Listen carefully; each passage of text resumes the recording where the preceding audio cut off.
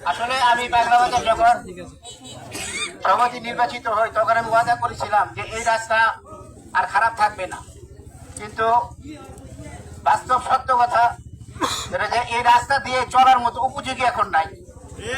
অনেক অ্যাক্সিডেন্ট হয়েছে, আপনারা দেখেছেন। অনেক প্রস্তুতি মায়েরা যেতে পারে না এই রাস্তা দিয়ে। এই রাস্তা অত্যন্ত খারাপ। আমি বাংলাদেশের অনেক জায়গায় ভ্রমণ করেছি, দেখেছি কি সুন্দর রাস্তা। রাস্তা দেখলে মন জুড়ে যায়। তাহলে আমাদের জনবহুল এলাকা, এই এলাকার রাস্তাঘাটের কষ্ট আমরা কি জন্য করবো? এই রাস্তার জন্য আপনারা জানেন চেয়ারম্যান সাহেবকে গালাগালি করে, ফেসবুকের মাধ্যমে তাকে অনেক অসম্মান ভাবে গালাগালি করে।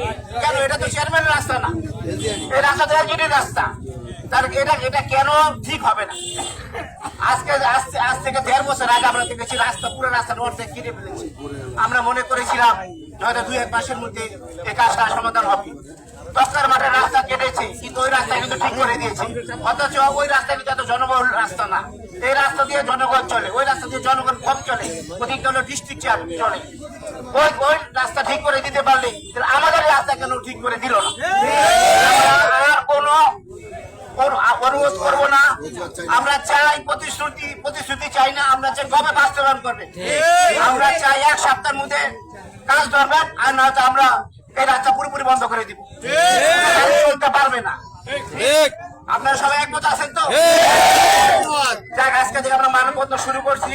যদি ওনারা 1 সপ্তাহ সময় নিয়ে বা 15 দিনের সময় নিয়ে কাজ ধরে তাহলে ভালো কথা, আদি না ধরে আমরা পুরোপুরি রাস্তা বন্ধ করি। সবাইকে ধন্যবাদ।